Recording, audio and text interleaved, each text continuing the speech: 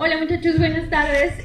Primero quiero agradecer el hecho de la invitación acá de la Universidad de Puebla, bueno, la Benemérita Universidad Autónoma de Puebla, por invitarnos, por reconocernos como investigadores e invitarnos. Y sobre todo, reconocer a ustedes como público, porque me gusta mucho y me llama mucho la atención que desde la mañana, que estamos desde las 10 de la mañana, todavía se mantiene el público casi completo, y eso es muy alentador para nosotros como ponentes, y darnos cuenta que muchos de ustedes les interesa seguramente estar acá viendo estas presentaciones, porque finalmente es la forma, bueno, demuestran que tienen avidez por el conocimiento.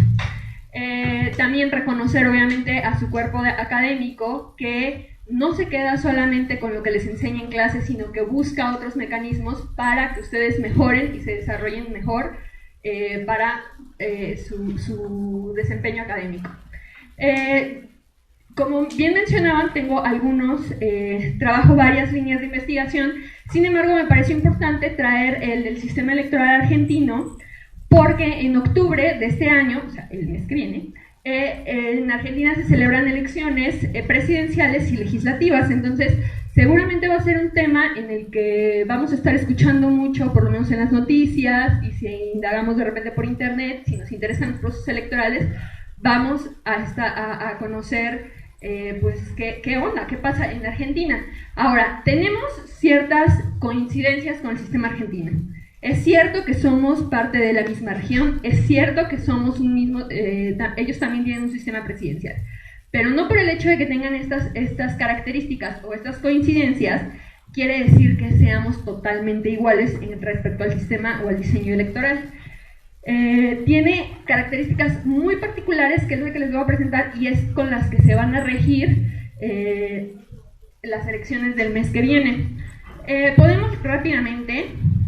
Bueno, me hubiera gustado un poquito como que presentar después de la ponencia de gobernanza electoral, porque precisamente allá el maestro José Antonio nos presentó cómo se da este diseño institucional a partir de la teoría, a partir de las teorías del institucionalismo.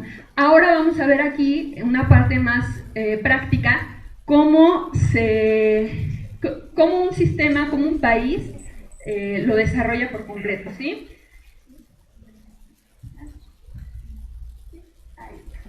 Soy nueva con esto. Bueno, primero, como preámbulo de Argentina, tenemos que generar, bueno, en la región ya sabemos todos que la región pasó durante la década de los 60s y de los 70s por varias experiencias. En 1983, cuando inicia su carrera a la vida democrática a partir de presidentes civiles. Todos los anteriores fueron militares, y el hecho de que sea un sistema presidencial, obviamente estamos hablando de que es un cargo unipersonal, y en ese sentido era más fácil dar un golpe de Estado, porque solamente se tenía que derrocar a una persona.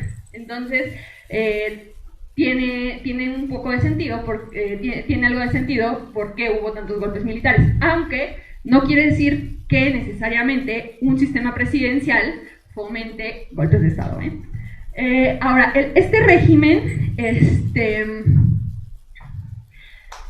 cuenta al presidente, pero con una figura de suplente. Esto casi no se ve en la región o en los otros sistemas electorales. En este país hubo una reforma muy importante, que es la de 1994, que obviamente ha habido muchas reformas electorales en Argentina. Sin embargo, la del 94 es la más importante porque es la que introduce muchas características que ahorita vamos a hablar más adelante de ellas, que resultan ser muy controversiales, y algunas otras que pareciera que son muy obvias ahora, pero les voy a explicar cómo estaba antes y cómo está ahora a partir de la reforma del 94. Esta reforma del 94 tiene sus orígenes en un pacto, se llama el Pacto de los Olivos, en el 93. En ese entonces gobernaba Carlos Menem, y la idea de Carlos Menem era antes, por ejemplo, acá tenemos que ahorita la duración del mandato es de 4 años. Todavía para 1993-94 el periodo, era de 6 años, era seccional igual que acá en México. Entonces Carlos Menem se le ocurrió hacer el Pacto de los Olivos y lo firmó con su antecesor, que es Raúl Alfonsín, y firman el Pacto de los Olivos, y una de las características principales es reducir el tiempo de mandato de 6 a 4 años con la idea de una reelección inmediata. Anteriormente se daba la reelección, pero sí se podía dar una reelección, pero no inmediata, se tenía que dejar por lo menos pasar un periodo presidencial. Entonces la idea es reducimos, pero nos podemos volver a reelegir. Entonces Carlos Menem entra o gana la presidencia para el periodo de 1989 a 1995, son 6 años. El pacto, la reforma electoral, sale en el 94 y todavía tiene un año el señor para decir, pues me puedo reelegir porque ahora ya son las nuevas reglas. Entonces se reelige, gana y ahora ya hace un mandato de 4 años. Entonces el señor gobierna desde 1989 hasta 1999. Entonces, bueno, esa es como parte importante de la reforma. Ahora, en las cuestiones del Ejecutivo, ya les había dicho que tenemos un sistema presidencialista con un suplente. El sistema de elección es directa, porque es directa y a veces parece obvio decir que es directa y que la gente va a las urnas y vota, pero la verdad es que antes del 94 en Argentina no se votaba así. En Argentina era muy al estilo Estados Unidos, si lo ubican ustedes, donde los ciudadanos votan sus preferencias electorales y es un miembro de la Junta Electoral el que decide si le hace caso a las preferencias de voto de sus ciudadanos o cambia su voto. En Argentina era igual, había juntas electorales y los miembros del comité eran los que decidían quién gobernaba. A partir del 94 ya cambia. Ahora, ahí sí se decide, la gente sale a las urnas, vota y ese es el voto que se respeta. Consideramos que sí hay una elección y puede ser inmediata solamente. No contempla, por ejemplo, el caso de las candidaturas independientes. Esto es importante. Bueno, la primera ponencia nos hablaban acerca de qué eran las candidaturas independientes, que es un mecanismo de democracia directa, y a pesar de que Argentina, vamos a ir viendo a lo largo de la exposición, que es un sistema que tiene muchas virtudes, pues una cosa de las que le falta es que tenga las candidaturas independientes y la revocatoria de mandato. Las candidaturas independientes es muy chistoso porque no te dicen abiertamente, no se pueden. Lo que te dicen es que cualquier persona que quiera ser candidato independiente tiene que ir al Ministerio Electoral y solo las propuestas las pueden presentar partidos políticos. Obviamente jamás ha pasado una propuesta y por lo tanto jamás ha habido candidaturas independientes en el caso de Argentina. Otra parte muy importante es que la condición del voto es obligatorio. Ahorita más adelante voy a ahondar en eso porque tiene pros y contras y me gustaría que ustedes los escucharan y sobre todo que ustedes se formaran su propia opinión acerca de si es válido que sea obligatorio o no el voto. Les decía que es la reforma más reciente, es la del 94, que reduce el periodo de 6 a 4 años y permite la reelección inmediata. Para el caso del legislativo,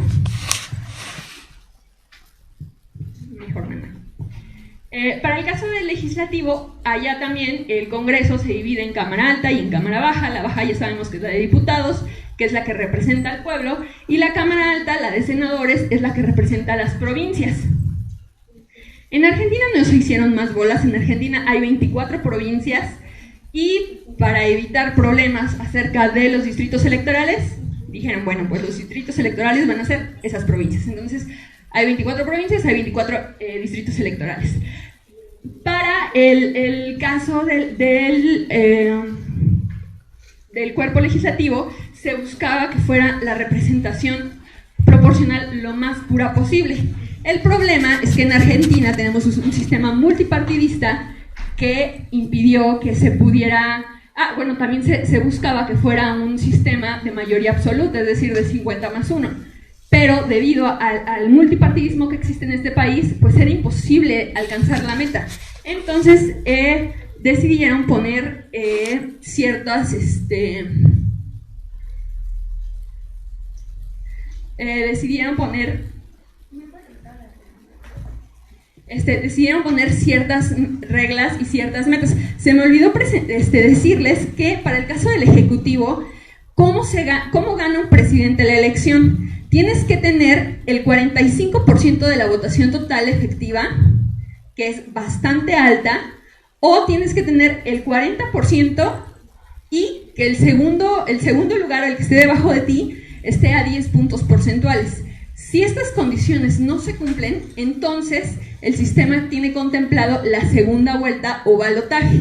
Y al ser obligatorio el voto, pues la participación es muy alta y la legitimidad, pues obviamente es también bastante importante. Ay, espérame. Para el caso de la Cámara de Diputados también tiene sus asegúnes Argentina. Les decíamos que tiene por representación proporcional, la vía de elección es directa y la forma en la que se eligen es a través del método de Hunt, o también conocido como el método del común divisor. Son 257 diputados, los cuales se eligen o duran en el cargo durante 4 años. Lo importante aquí es que en Argentina siempre hay elecciones cada 2 años. ¿Qué quiere decir esto? Que el Senado y la Cámara de Diputados se va renovando constantemente. Pero ¿cómo le hacen si duran 4 años en el cargo? La peculiaridad es que, por ejemplo, en el caso de la Cámara de Diputados, se van por mitades. La mitad, es decir, la mitad de 128 diputados se mantienen en el cargo y 127 se van. Esto con la idea, por un lado, de que las personas nuevas o los diputados nuevos que llegan tengan ideas más frescas, tengan iniciativas nuevas, y por el otro se mantienen los viejitos, por decirlo así, pero le dan cierta continuidad al trabajo legislativo. Aquí hay reelección, también hay reelección, puede ser inmediata y puede ser, no hay restricciones, pues si quieres puedes ser diputado toda tu vida, siempre y cuando pues la gente te siga eligiendo, ¿no? Tampoco hay candidaturas independientes, tampoco hay revocatoria de mandato, y una cosa muy importante es la cuestión de las cuotas de género. En Argentina, hasta 1991 se establecen las cuotas de género. Esto es importante porque debido a que, bueno, las mujeres han sido víctimas en muchos casos de violaciones acerca de sus derechos humanos, de derechos políticos y civiles, pues las cuotas de género representan de alguna forma un espacio de reivindicación respecto a la equidad de género.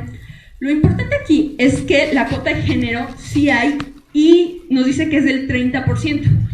Lo curioso es que lleva años en que las cuotas de género se sobrepasan. Por ejemplo, para las elecciones de 2010, el 42% de escaños fueron ocupados por mujeres. Es decir, sobrepasan esa cuota que ellos piden.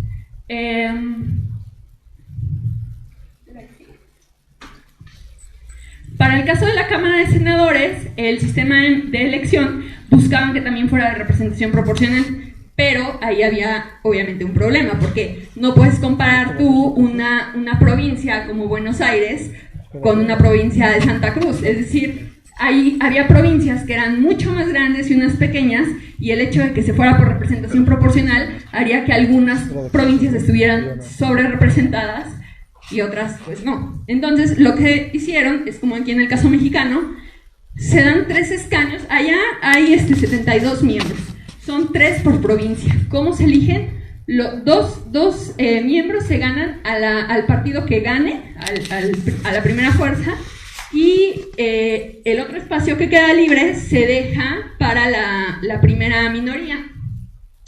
Acá la duración del mandato es de 6 años, pero como les decía, hay elecciones cada 2 años y ahí el Senado se remueve por terceras partes. Entonces, por ejemplo, 28 se van, llegan nuevos y 40 y algo se mantienen.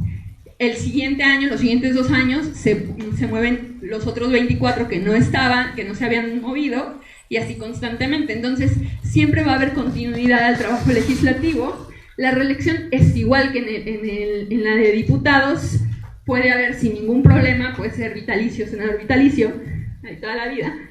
Y las cuotas de género es igual, hay un 30% de cuota, y por ejemplo, para el caso de en 2010, las cuotas llegaron al 37.5%, es decir, siempre siguen siendo mucho más altas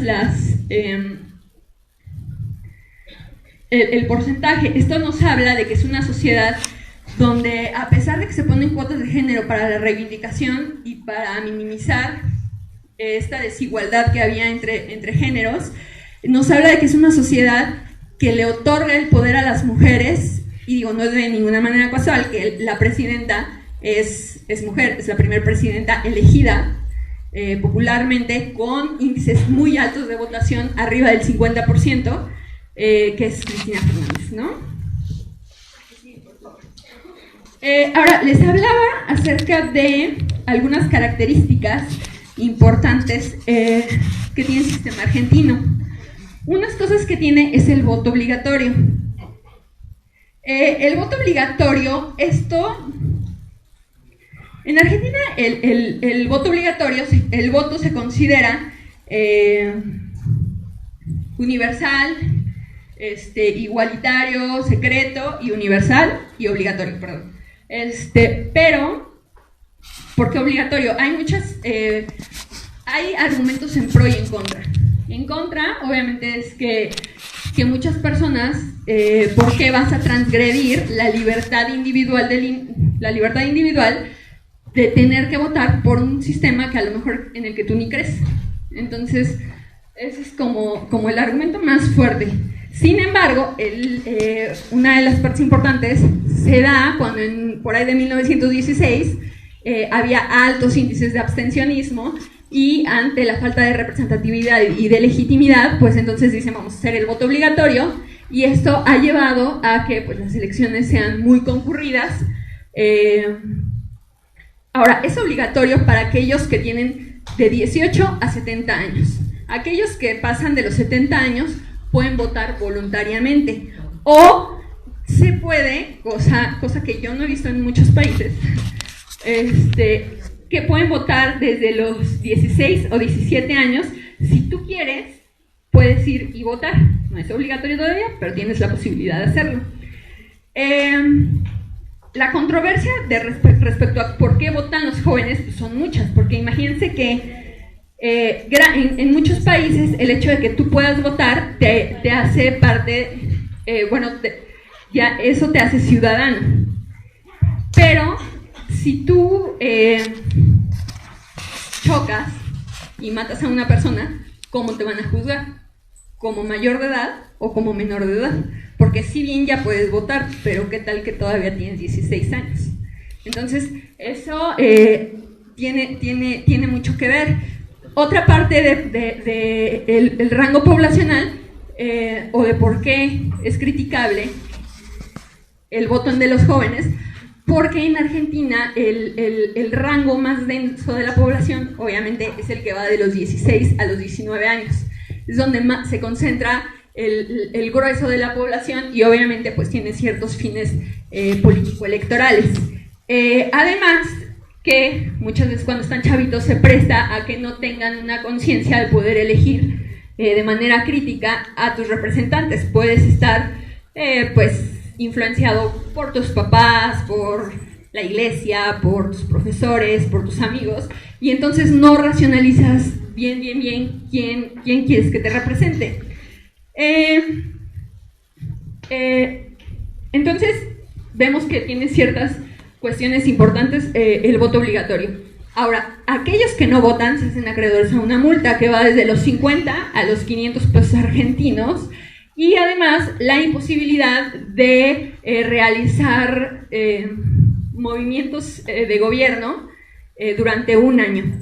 Y esto implica desde ir y sacar una licencia hasta ir y sacar tu pasaporte o poder salir del país durante un año. Entonces, ahí cada quien le va midiendo si prefiere ir a votar o no. Ahora, Entonces muchas personas dirían, pues sí, se tiene altos índices de participación a partir de la coerción. El punto es que muchas veces estas multas no se ejercen, pero la gente ya está acostumbrada, ya se quedó en su cabeza que tiene que ir a votar porque es obligatorio. Entonces, por ejemplo, las elecciones de 2011 tuvieron una participación de casi el 80%, es decir, sí siguen siendo altas, sobre todo si lo comparamos aquí con el caso mexicano, donde se dice que es obligatorio, pero no hay ninguna multa ni nada de eso, ¿no? Otro punto es el del sufragio transnacional. El sufragio transnacional, es decir, aquellos ciudadanos argentinos que no residen en su país de origen pueden votar. Ellos tienen la capacidad de no votar obligatorio, pueden votar voluntariamente. Y hasta ahí todo está perfecto, ¿no? O sea, tu Estado garantizas que tus ciudadanos, no importa en qué parte del mundo vivan, pueden ejercer sus derechos políticos. La controversia entra cuando Argentina permite el voto de los extranjeros que residen en Argentina. Muchas veces a la gente le causa conflicto decir, ¿cómo carambas un extranjero va a venir a tomar decisiones acerca de las políticas nacionales? En Argentina se pueden, sobre todo porque la década de por ahí de 1912, cuando estaba Hipólito Yrigoyen, pues muchos países de la región estaban descontentos del gobierno de sus países, entonces migraban hacia Argentina y pues se quedaron a vivir ahí. Y en ese sentido, aquí va una reflexión para ustedes: ¿por qué un extranjero que aporta económicamente a tu país, aporta culturalmente y aporta socialmente, por qué no puede aportar políticamente? Entonces, bueno, yo estoy a favor de que puedan votar. Obviamente votan si comprueban 2 años mínimo de residencia y que tengan un modo honesto de vivir. Y otra parte importante de por qué votan es que allá su INE o su IFE, su credencial del IFE, se llama registro de identidad, y el registro de identidad, como acá el INE, te lo piden desde para entrar al antro hasta para tramitar tu cédula profesional. Entonces te lo piden para la cosa más mínima y para las cosas más importantes. Entonces la gente, es la forma en la que se tiene que mover. Entonces todos esos extranjeros que residen porque están dando clases en una universidad allá o porque trabajan y su empresa los mandó, pues tienen que moverse. Entonces el hecho de tener el registro de identidad, con eso ya puedes votar. Y ya queda. Les comentaba que sí tiene la reelección en los tres, tanto en el Ejecutivo y en el Legislativo, en ambas cámaras. Otro punto muy importante en el caso argentino es que permite el sufragio para los privados de la libertad, es decir, para aquellas personas que están en las cárceles. También ustedes no sé qué piensan respecto a eso. Tú cuando empiezas a investigar un poquito de eso, pues sí te saca de onda que digas, imagínate, los reos pueden votar. Pero ya que investigas más, te das cuenta que no es tan así. Lo que pasa es que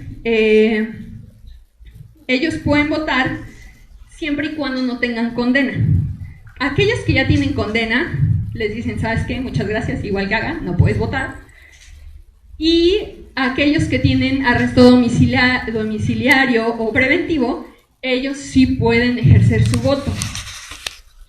Acá obviamente también hay ciertos argumentos a favor y en contra, ¿no? Hay muchas personas que piensan que los derechos y los derechos no son un privilegio o un mérito, sino es lo que te contempla como parte de una sociedad.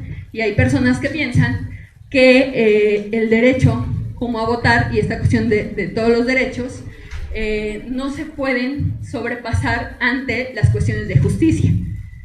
Ustedes también tendrán su propia opinión respecto a esto, pero por lo menos ya saben que hay en un país donde sí se permite votar. A los reos. Otro punto importante era el que les mencionaba de las cuotas de género, que la sociedad tiene una cultura política muy participativa y que ve debido a los porcentajes de voto y los porcentajes de voto a favor de las mujeres nos estamos dando cuenta que en Argentina sí se está eliminando poco a poco estas diferencias entre hombre y mujer. Muchas veces se piensa que la mujer no puede acceder a cargos importantes de elección popular o a cargos importantes en cualquier empleo o puesto. Acá estamos viendo que en Argentina están superando esta idea y les está yendo de maravilla. Otra cosa es el tipo de la boleta que tienen en Argentina. Es muy curioso. El maestro Antonio comentaba que nuestro sistema electoral es muy eficiente. Y efectivamente, ¿no? O sea, sí sabrán que al entonces IFE, pues lo invitaban de observador para que acompañara las elecciones en muchos países, debido a que nuestro diseño institucional estaba grandioso. Bueno, sí es cierto, pero hay cosas que a mi gusto le harían falta a nuestro sistema electoral. Nuestro sistema electoral también saben que es uno de los más caros del mundo. Ajá. En Argentina, una cosa que reduce muchísimo los gastos es que las boletas no corren a cargo del órgano electoral, corren a cargo de los partidos políticos. Cada partido político emite sus boletas. Entonces ustedes sabrán que, por ejemplo, en las últimas elecciones que hubo 15 partidos políticos, entonces tú llegas a tu urna y te dan 15 boletas electorales. Entonces es un relajo. Ellos, para garantizar la secrecía del voto, tienen un sobre. Te dan un sobre, que es el sobre electoral, donde ahí tú decides y metes la boleta de tu preferencia, la metes, la cierras, la guardas y ya. No es como acá que nada más le tachas, no, allá metes completo. El problema de este tipo de boletas es que cada partido lanza una lista con los candidatos a ocupar un cargo. Entonces, ¿qué tal que el ciudadano le gustan 2 candidatos del partido A, pero 3 candidatos del partido B? ¿Qué hace? Entonces, lo que tienen que hacer es que tienen que romper la boleta electoral donde están los nombres de las 2 personas que quiero del partido A y las 3 personas que quiero del partido B. Entonces, el problema es que primero mucha gente no sabe eso. Entonces, la gente dice, no, pues yo no puedo votar diferenciado, entonces, pues en general me gusta más el partido A, pues meto directo la boleta del partido A. Y en segundo, las personas que sí tienen este conocimiento y que pueden hacer el voto diferenciado, pues es un relajo, porque si cortas mal la boleta electoral, pues también se anula tu voto. Entonces, tiene estas cuestiones que el sistema tiene que pulir. Cosas que le faltan al sistema electoral en Argentina es la revocación del mandato de las candidaturas independientes, que son mecanismos de democracia directa que son necesarias, sobre todo para una democracia que es muy reciente, porque nosotros pensamos que desde el 94 ellos van y votan directamente, pero el 94 en realidad está a la vuelta de la esquina. O sea, ¿quién nació en el 94? O sea, hay gente que votó en el 94, está a la vuelta de la esquina. Entonces, es una democracia que se está consolidando muy rápido y hay que aprender de este tipo de sistemas, porque muchas veces, no sé si les ha tocado, que cuando alguien habla, nosotros como politólogos de repente hablamos con los papás o los familiares y les decimos, no, es que fíjate que hay experiencias donde la democracia es muy buena, y siempre te dicen, sí, pero se da en países europeos, o sea, son otra cultura. O sea, sí es cierto, pero también hay que darnos cuenta que no es necesario cruzarnos o irnos a otro continente. Aquí mismo, estas democracias que son todavía más jóvenes que las nuestras, van mucho más avanzadas que incluso la propia. También hace falta, por ejemplo, marcos legales que faciliten los derechos políticos de los discapacitados. Esto está entrando muy en boga, sobre todo porque hay estos grupos minoritarios que están adquiriendo fuerza. El problema es que, pues, de repente, obviamente llega una persona en silla de ruedas, o una persona que no sabe o que no ve, pues, ¿cómo le explican? Entonces, tienen que diseñar ciertos mecanismos para ello. Es bien chistoso, una anécdota del sistema argentino, es que todavía antes, hace 4 años, o sea, también hace no mucho, había mesas de elecciones para hombres y mesas de elecciones para mujeres. Entonces todos pensarían que pues, no hay ningún problema, ¿no? Pues vas y votas. Pero ¿qué pasa con aquellas personas que eran transexuales o transvestis y de repente llegaban y en qué mesa se formaban? Entonces, bueno, afortunadamente eso ya se superó, ya hay una misma mesa y ya no hacen esta diferenciación entre sexos. La que sigue, por favor. La última parte de esta investigación es... ya voy.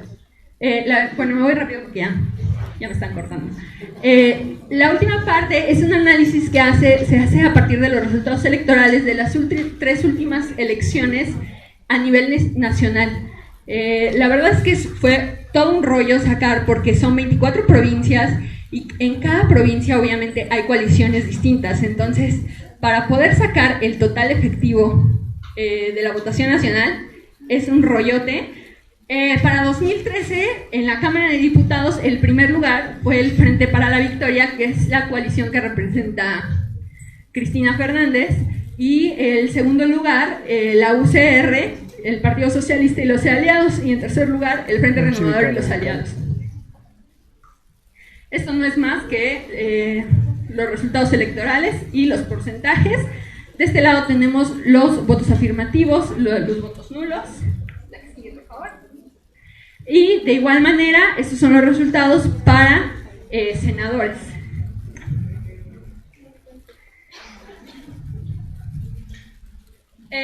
Ahora, a partir de esos resultados de las tres elecciones, saqué el índice de concentración electoral, que el índice de concentración electoral no es otra cosa más que la suma de los porcentajes de los dos partidos más votados. Es decir, vamos a conocer en qué partidos es donde se concentra más la votación. Entonces, tenemos para 2009 el primer lugar, el segundo, el tercero. La concentración electoral, aquí está. Por ejemplo, en el caso de 2009, bueno, es que no se alcanzan a ver los datos, pero por ejemplo para 2009 fue 63%, 61% y 54% para 2013. En promedio, da un promedio de 59.87%. Es decir, está ligeramente por encima de la mitad. El que sigue. Para el caso de los senadores, las elecciones, el promedio se da del 64.53%. ¿Qué quiere decir esto? Que no importa que sea un sistema multipartidista, no importa que haya una oferta política de 15 partidos políticos, la gente siempre sigue votando por, ya sea el Frente para la Victoria o el UCR. Entonces siempre son los mismos. La concentración electoral va más allá de la mitad de la votación. Ahora sí la que sigue. Además, saqué, la fragmentación electoral y el número efectivo de partidos. Estas son cuestiones totalmente teóricas. No sé si ustedes, seguramente sí llevan algo electoral. El índice de fragmentación, el primero que saqué es el propuesto por Douglas Rae, que oscila entre el 0 y 1. Entre el 0 y 1, donde 0 es donde es imposible que dos electores voten a distintos partidos, y 1 es, cuando un mismo elector puede hacer un voto diferenciado. La que sigue. En ese sentido, tenemos que la fragmentación para 2009 fue de 0.71, 2011 0.55, para 2013 0.70, es decir, la fragmentación sí es alta. Ajá.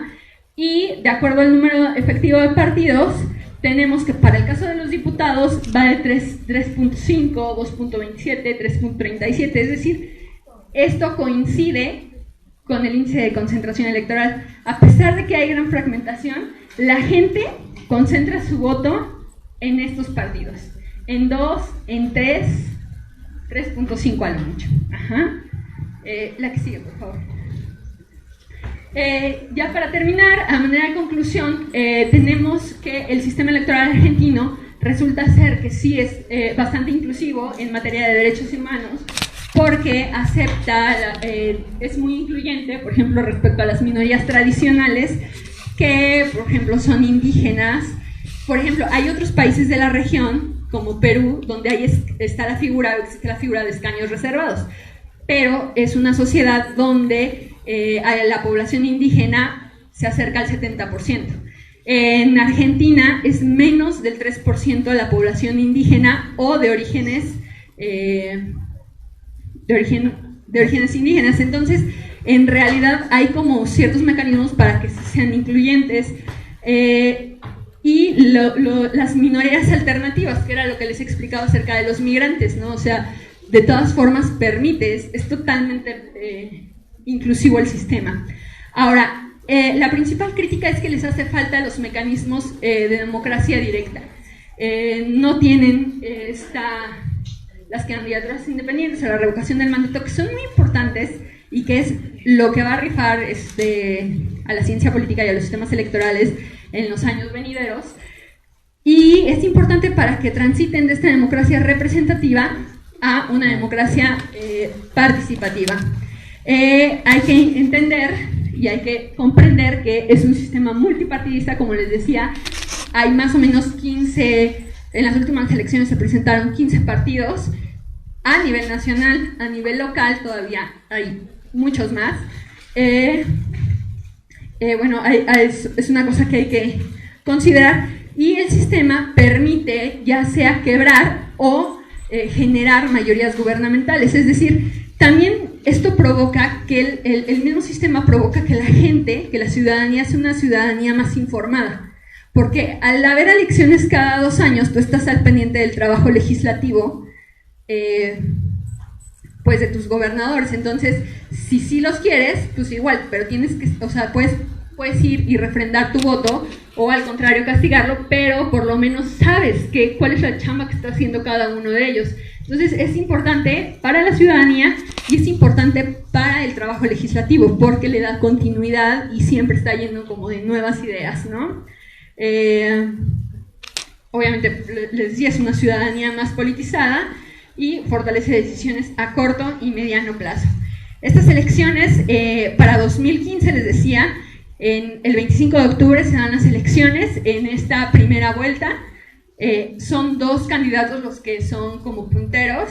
El de Frente para la Victoria, que es el partido oficial, es a través de Daniel Scioli, pero seguramente es el que va a ganar porque, por ejemplo, en las encuestas hay más de 15 encuestadoras que lo colocan como el favorito. Entonces seguramente es el que va a ganar.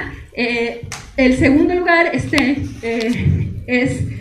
el candidato de Unidos por una Nueva Alternativa, que se llama Sergio Massa, y que es probable que Daniel Scioli gane en una primera vuelta. En dado caso que no lleguen entonces al 40% más el 10%, más los 10 puntos porcentuales sobre el segundo, o no llega a los 45%, entonces habría una segunda vuelta electoral para el mes de noviembre, pero es poco, sí, casi no se ve que vaya a pasar, pues. Eso sería todo por mi parte. Espero que estén al pendiente de las elecciones.